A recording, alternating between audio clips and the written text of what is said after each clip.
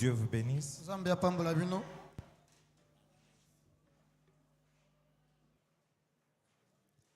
Je suis dans la joie d'être encore une fois dans la présence du Seigneur. Car David dit, je suis dans la joie quand on me dit, allons dans la maison de l'Éternel. Je remercie le pasteur Jean-Pierre Ngobo pour la confiance, pour vous qui êtes là pour nous écouter aussi, et au Seigneur Jésus par qui toutes choses sont faites. Aujourd'hui, c'est un jour mémorable, pas comme les autres jours, car c'est le jour où nous avons été rendus justes. Parce que la résurrection de Jésus, comme le dit Paul, nous a justifiés. Alléluia. Justifier, ça veut dire quoi? C'est comme si vous n'avez rien fait. C'est pourquoi la Pâque, ça dépasse même Noël.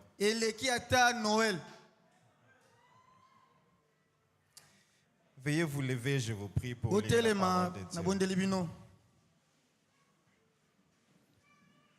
Matthieu chapitre 28, 1 à 6. Après le sabbat, à l'aube du premier jour de la semaine, Marie de Magdala et l'autre Marie allèrent voir le sépulcre. Et voici, il y eut un grand tremblement de terre, car un ange du Seigneur descendu du ciel vint rouler la pierre et s'assit dessus. Son aspect était comme l'éclair et son vêtement blanc comme la neige. Les gardes tremblèrent de peur et devinrent comme morts. Mais l'ange prit la parole et dit aux femmes, vous ne craignez pas, car je sais que vous cherchez Jésus qui a été crucifié. Il n'est point ici, il est ressuscité comme il l'avait dit. Venez, voyez le lieu où il était couché. Prenons encore Apocalypse chapitre 1, versets 17 à 18. Jean dit, quand je le vis, je tombais à ses pieds comme mort. Il posa sur moi sa main droite en disant, ne crains point. Je suis le premier et le dernier et le vivant. J'étais mort et voici je suis vivant au siècle des siècles.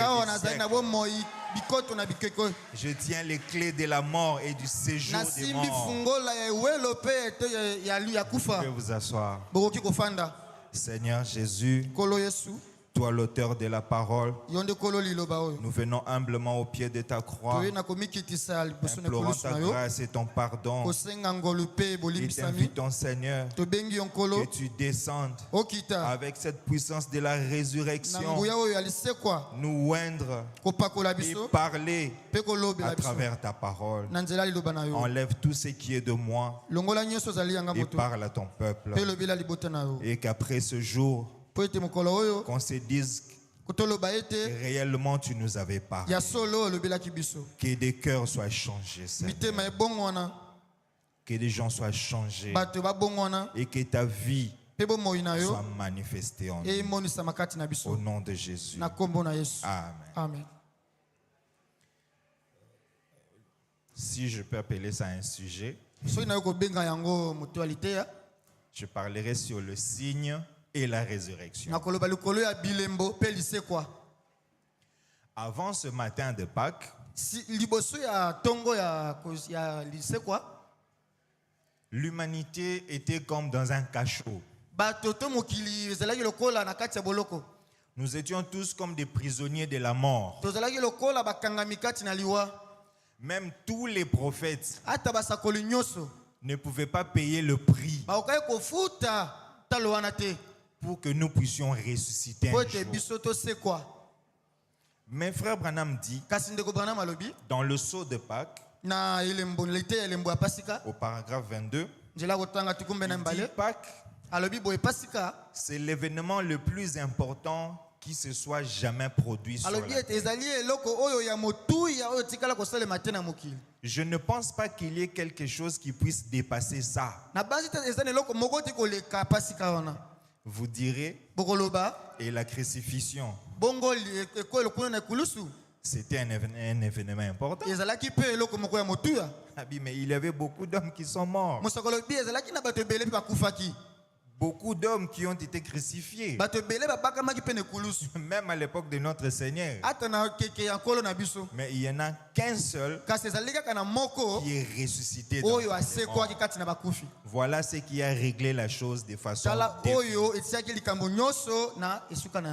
Au paragraphe 38, il dit, bien des années, le monde était resté enfermé dans les doutes. Si quelqu'un meurt, son histoire termine. Même si Samson,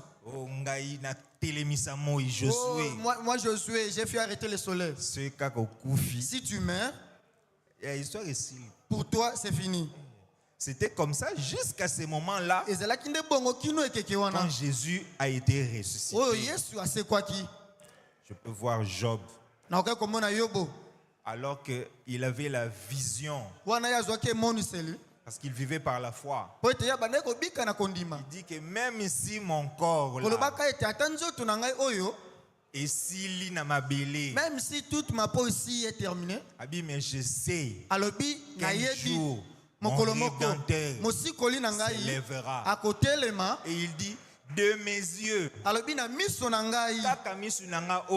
mes yeux Job, mes yeux qui seront pourris là-bas, je les verrai avec mes propres yeux, pas les yeux d'un autre,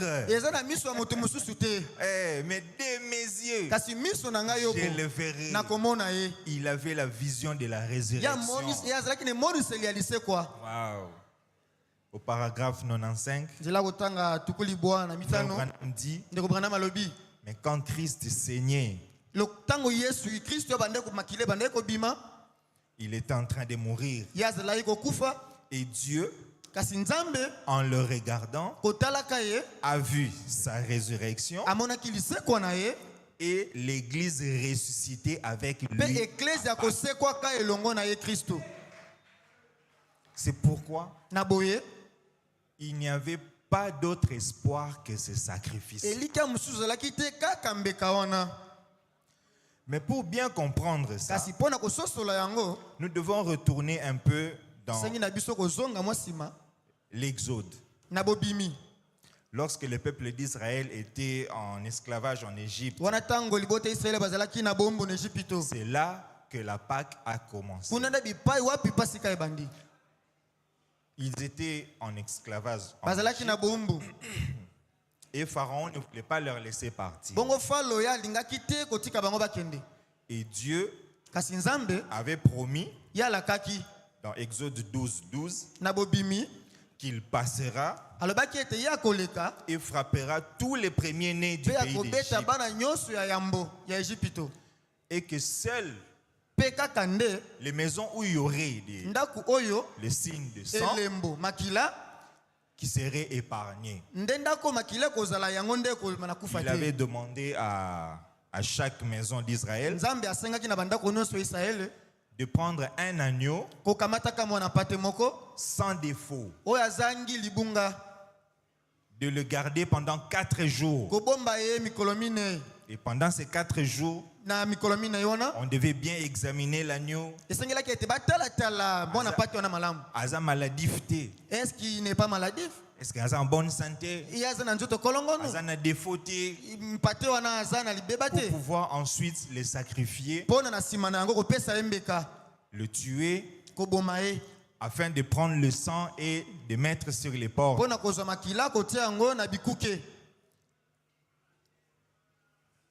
La manière dont on devait mettre ce sang, ce n'était pas n'importe comment. Dieu avait demandé à ce que les deux poteaux des portes soient appliqués et sur le linteau. Mais si vous appliquez seulement en haut, vous n'avez pas répondu à l'exigence. Il fallait le faire de la manière dont Dieu voulait. Or, nous, de notre temps, nous avons eu aussi un agneau que Jean-Baptiste avait présenté. L'agneau d'Égypte. C'était pour leur épargner d'un fléau. Mais cette fois-ci, notre agneau devait ôter les péchés du monde. Il a eu aussi un temps. Il a eu Azwakipe Ngonga. Il a eu un temps. Yarozalape examiné. Les Juifs lui ont examiné. Caïphe l'a examiné. Hérode l'a examiné. Et ils n'ont trouvé aussi aucun défaut. Mais le sang des agneaux ne pouvait pas ôter les péchés. Parce qu'en soi, c'est l'homme qui avait péché. Et pour que le péché soit ôté, il fallait que Mutunda coufe la moutou. Il aurait fallu que quelqu'un puisse mourir pour l'autre. Et cette personne devait être aussi saint. Parce que s'il était un pécheur, son sang n'aurait rien valu. Tout comme tous les prophètes d'Ancien Testament, même mis ensemble, ils ne pouvaient pas payer le prix. C'est pourquoi Dieu a joué le rôle de la mort. Il a dit au travers du prophète Isaïe, voici, le Seigneur vous donnera un signe. Une vierge deviendra enceinte. Et elle enfantera un fils. Et on lui donnera le nom d'Emmanuel. Ce qui veut dire Dieu parmi nous.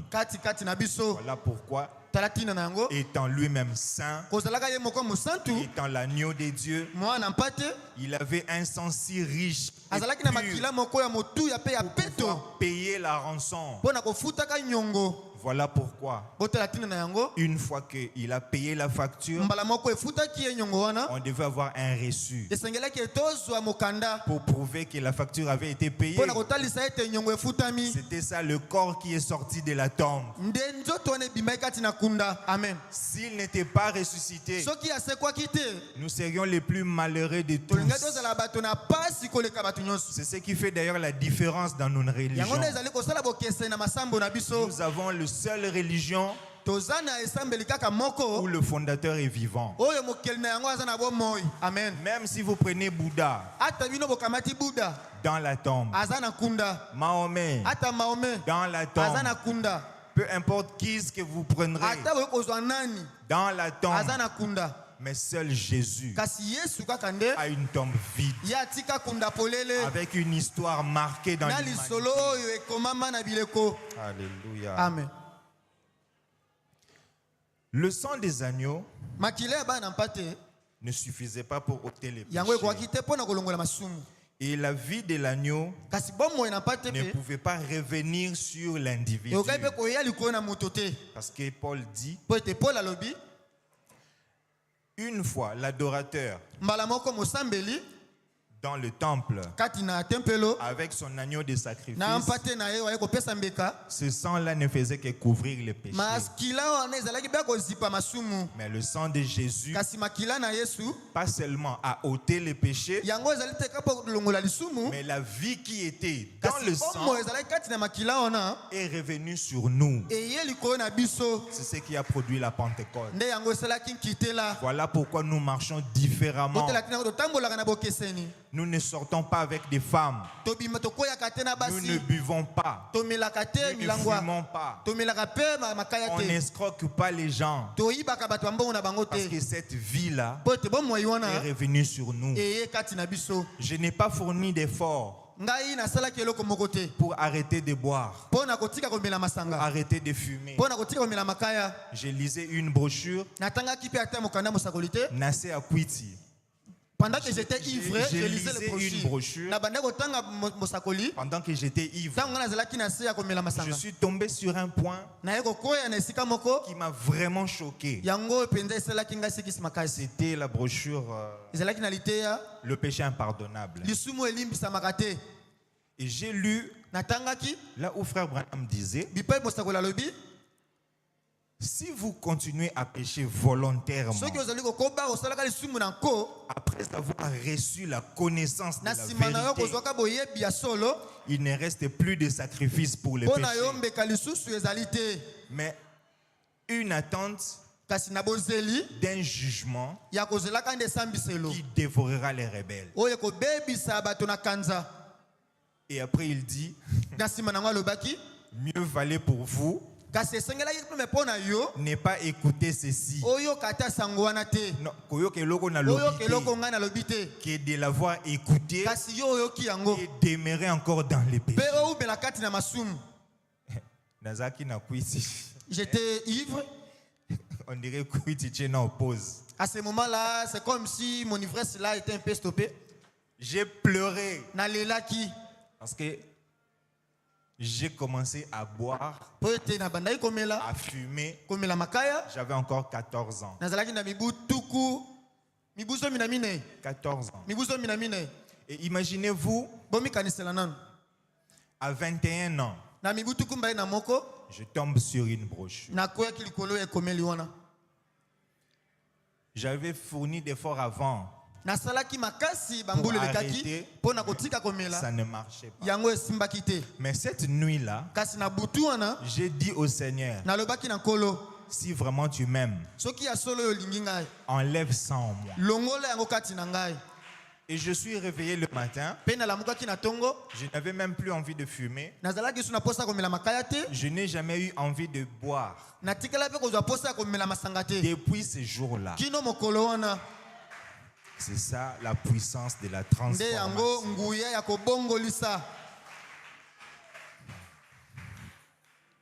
Il y a beaucoup de choses à dire. On va devoir sauter.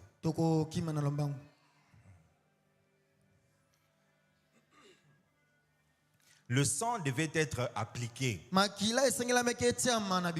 ne s'agissait pas seulement de tuer l'agneau et de mettre le sang dans un bassin. Ça devait être visible. Voyez un peu votre vie. Est-ce que le sang est visible?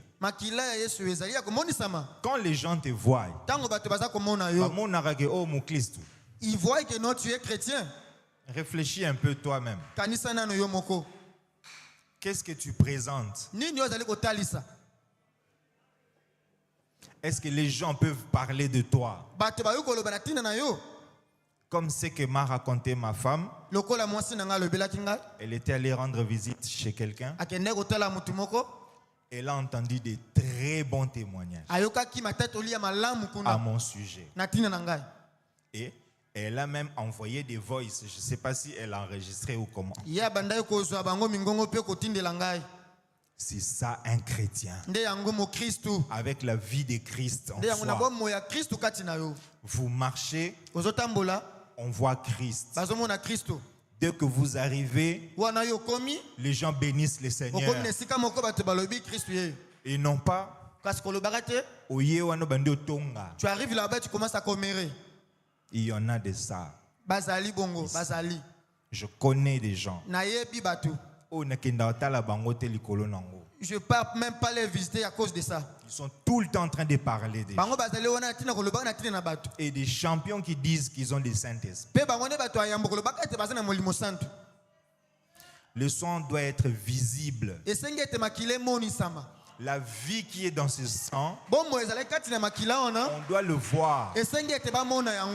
Tout le monde doit dire. En tout cas, sincèrement, lui, il a l'esprit de Dieu. Même les païens doivent dire ça. Une fois, j'étais assis en train de méditer. Je lisais la Bible. Et pendant que j'étais assis, une petite souris est venue et montée sur mon pied et s'est assise là. Et après, il y avait un lézard qui est descendu du mur et est venu se tenir à moins de 1 mètre de moi. Je l'ai regardé, j'ai continué ma lecture. Et la petite souris était assise là confortablement. Et après, il y a eu un chat qui est descendu. Un chat clochard, je pense. Il est descendu et est venu à 1 mètre de moins de moi. C'était comme une réunion de 3 à côté de moi. Et les deux là-bas, le chat et le me regardaient. Le chat n'effrayait pas l'autre. Pouvez-vous imaginer il est là. Les chats aussi à côté. En train de me regarder. Pendant que la souris a kimipete a fandi na ye. Elle était là. Ma main sur la Bible. Je ne sentais même pas l'onction. J'étais seulement en train de lire la Bible. Mais ce que j'avais compris, c'est que la nature soupire. Et elle attend pour voir les vrais fils de Dieu. Parce que babunga depuis le jardin d'Éden. Parce qu'ils ont été perdus depuis le jardin d'Éden. Voyez un peu votre vie. Comment vous vivez? Comment vous lisez la Bible? Est-ce que vous lisez un chapitre entier? Est-ce que vous avez le temps de lire la Bible? Ou écouter une bande? Examinez-vous vous-même. L'homme ne vivra pas de pain seulement, mais de toute parole, c'est-à-dire la brochure et la Bible, parce que ça se mange ensemble. C'est comme le pain et la viande. Mais qu'en est-il de vous? Qu'en est-il de vous?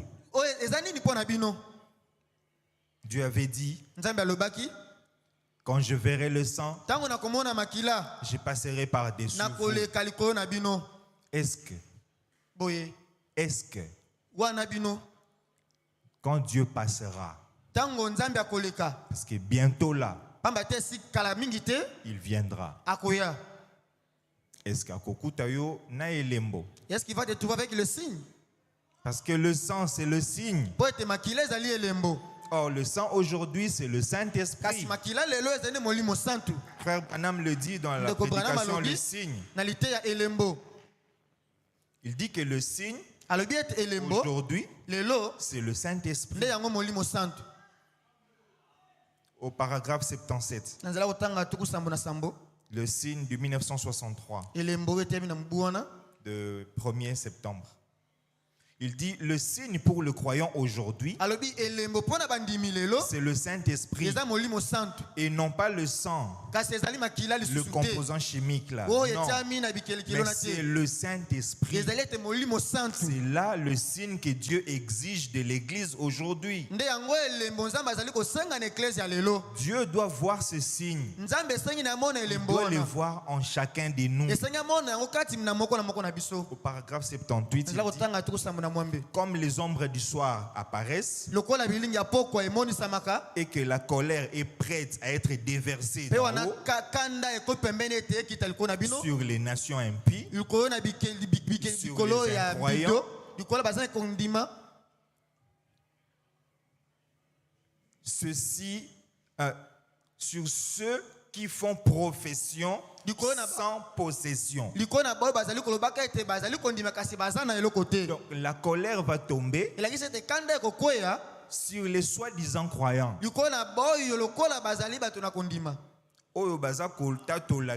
qui disent que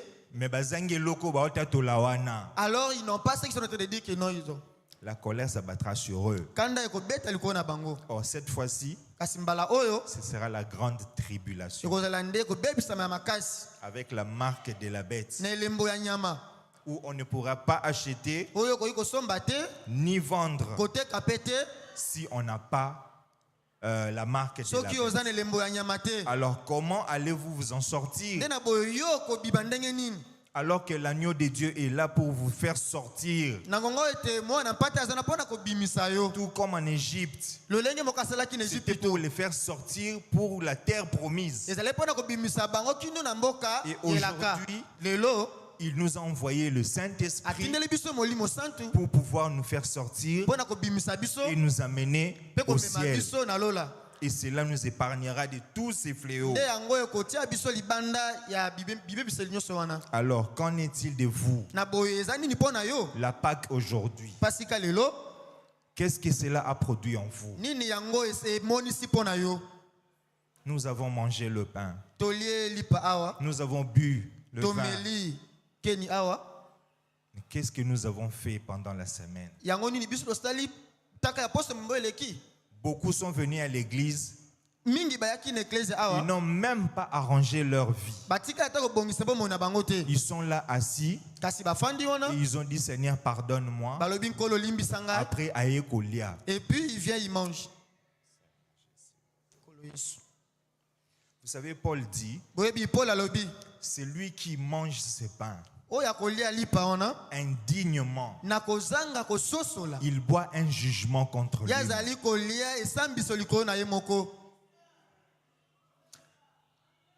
Il y a d'autres personnes qui viennent ici à l'église ne sachant même pas qu'est-ce qu'ils viennent faire. J'ai vu des gens ici pendant la prédication en train de jouer au football avec son téléphone. J'ai vu des gens scroller sur Facebook pendant la prédication. Mais moi, j'ai vu un ange au milieu de la salle avec ses ailes déployées. Ça tenait tous les deux murs d'une couleur jaune pâle. Il était comme la lumière. J'avais même un choc quand j'ai vu ça. Et je me demandais, et ces gens qui sont en train de jouer au football, est-ce qu'ils se rendent compte que l'ange du Seigneur est là?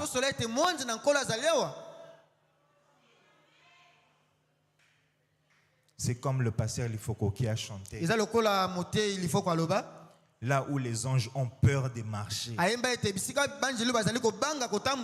Et ils sont en train de passer avec leurs souliers corps. Vous êtes en train de vous inscrire sur les pages du jugement. Excusez-moi, je ne voulais pas dire ça. Je ne sais pas pourquoi j'ai dit ça. Que Dieu ait pitié de nous. Nous venons dans la présence de Dieu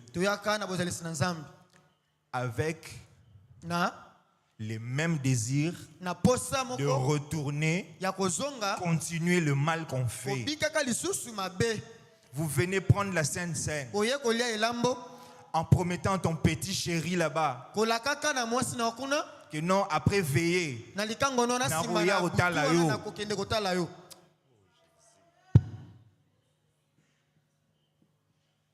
ce que vous ne trouvez pas grave là, c'est comme de cracher sur le visage de Jésus. Alors qu'il est mort nu à la croix pour pouvoir nous donner cette vie éternelle. Vous ne savez même pas qu'est-ce qu'il a pu endurer. Au jardin de Gethsemane, il était tellement angoissé que du sang commençait à couler à la place de la sueur, sachant ce qu'il allait vivre.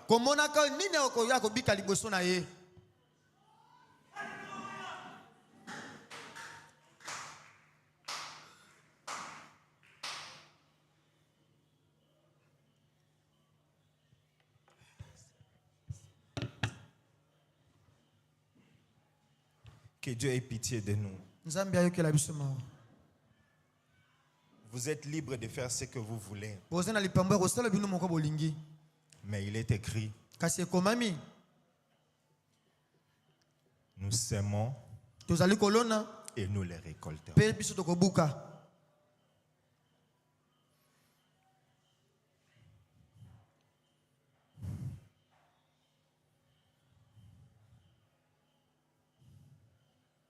Mais il est aussi écrit, Dieu récompense ceux qui le cherchent.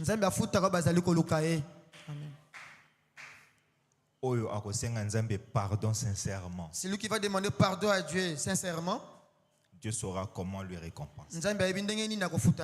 Mais alors toi qui as endurci ton cœur, pour continuer avec tes péchés, sache qu'un jour Jésus viendra. Quand l'Ancien Testament est là,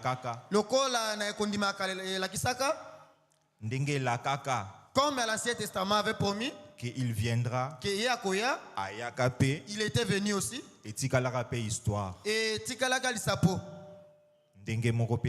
la même chose aussi, Nouveau Testament, il viendra encore. Et là qui était à Koya Lissus.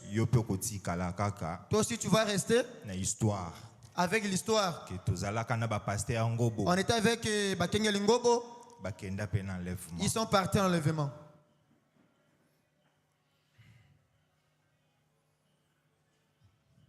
Essayez de réfléchir 2 fois. C'est ce qu'il a dû endurer pour payer ses prix. S'il était resté dans la tombe, ça allait montrer que on n'allait même pas arriver à payer cette dette. Mais le roi Bimaki, c'est une garantie pour nous que même si nous sommes morts, nous allons ressusciter. Que Dieu vous bénisse.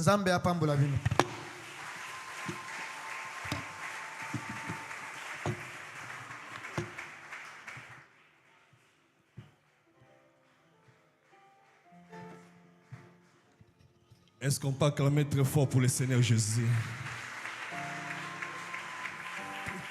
Tellement ici qu'on allait pour prier, tellement ici qu'on allait, au qui prédication, quoi ça, mon thème ma capacité.